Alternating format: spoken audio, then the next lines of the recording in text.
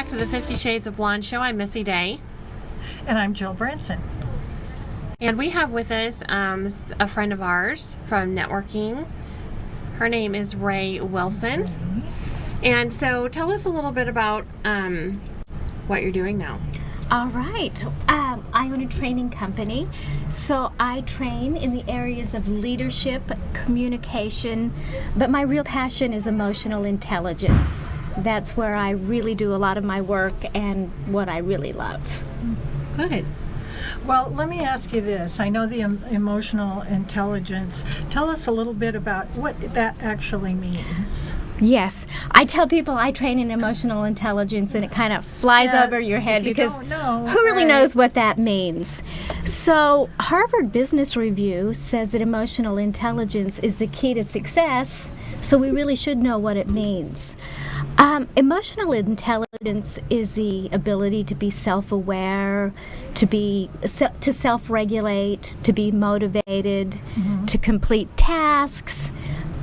It's really the behavior component behind your performance.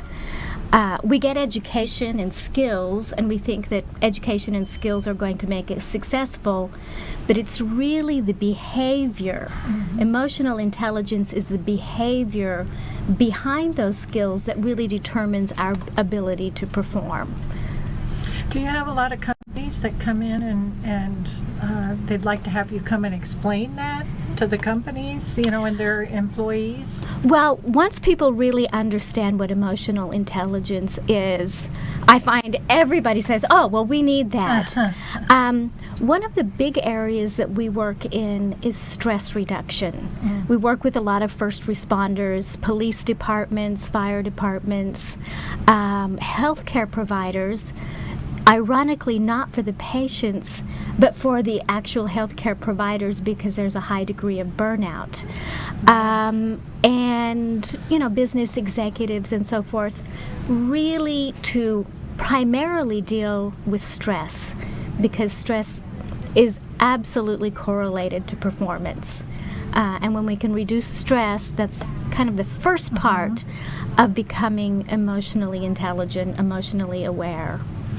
And having the employer aware I know for me, when I was going through my divorce and things like that, you have so much going on at home and you bring it to work sometimes. We're a whole person. To do that, we are a whole person. Wherever we are emotionally is going to affect every part of our life.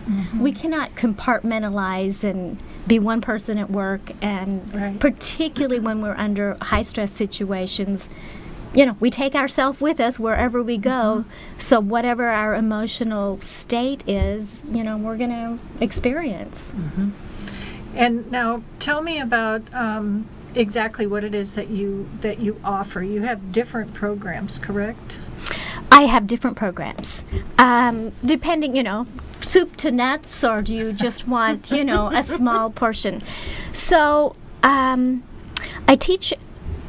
First of all, let me back up and tell you a little bit about emotional intelligence. So our emotions actually affect the shape of our heart rhythm. Every heartbeat is individual and is driven by the actual emotion that we're experiencing in the moment. So when we're feeling positive emotions, the shape of our heartbeat is even and balanced and what we call coherent. When we're experiencing negative emotions, our heart goes into an incoherent or a chaotic shape. You're like, all right, so what? How does that affect performance? The next thing that happens is that whatever the shape of our heart rhythm determines how our autonomic nervous system functions, which is extremely important because our autonomic nervous system regulates 90% of our internal functions. But where this really starts getting into hardcore performance is that our emotions determine what part of the brain we access. And so when we're experiencing positive emotions and we're emotionally balanced, we access the frontal lobe, where we have our executive skills, our thinking, reasoning, creativity, problem solving. When we are experiencing negative emotions and we're out of balance, we actually access that reptilian part of the brain where we have fight or flight or repeating patterns. So when you are in that back part of the brain, you actually can't think. You cannot reason, you can't think, you can't problem solve. So that is the absolute initial step of how our emotions affect our performance. But we go much more deeply into it in that our emotions actually affect how we communicate with other people. So a little bit of science about that. Wherever there's electricity, a magnetic field is created, and our heart is electric. And so we actually communicate through an electromagnetic field that extends out from our body. So when we're together, like we are, my emotions affect you, and your emotions affect me. So our emotions actually affect people in our environment, whether we're aware of it or not, even whether we know them or not. So there's a bunch of studies that show us how to get coherent and how my emotions affect your heart rhythm, and how in a group environment, there was a study done where 40 people participated, broken up into 4 groups of 10 with a control subject, and when 3 people became coherent, the 4th person who was, out of balance got into coherence. So there's enormous implications as it relates to teamwork, you know. For teams performing at a higher level, our emotions are enormously critical concerning communication and teamwork. Well, I have to tell you, as a flight attendant in my days past, you would spend 3 days with strangers that you didn't know. The other flight attendants or the pilots or whatever would be people you'd never met before, right? And obviously you're not always going to be with somebody you're particularly fond of. Right. But you keep working, but you feel that, and that's all that you kind of think about, Well, as you're working. We intuitively know that this is true, that our emotions affect other people, because we know that being around certain people, we just always feel great. Whenever you're around Missy Day, you feel great. You feel light and, fun.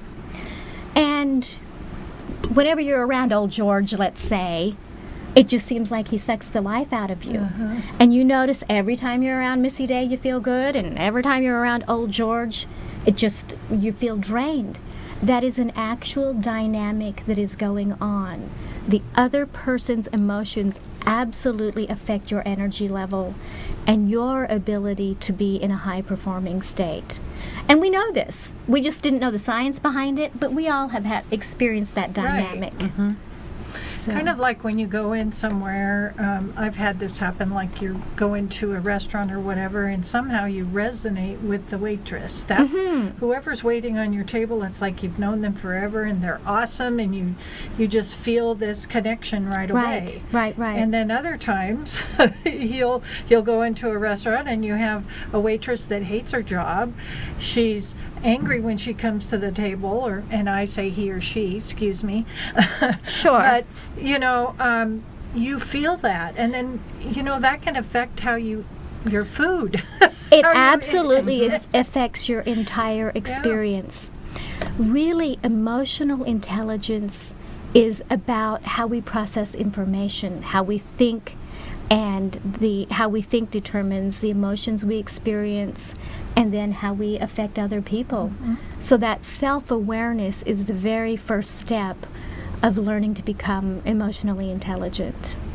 I think this is a pretty important thing that some employers need to maybe work this out with their employees. Well, because there's a huge ROI for this. Reduced stress, reduced turnover, reduced absenteeism, better communication, reduced mistakes. Emotional intelligence affects the bottom line. So how can people get a hold of you if there's people out there watching that would like more information? How can they get a hold of you? They can go to my website, p4trainingsolutions.com, or give me a call, 208-691-1985. Great. Well, Awesome. thank you for coming on the show. Thank We you. appreciate it very much. Well, was thank great you for having me. information. I love being on the show. You're welcome. Thank you. And stay with us for our next segment.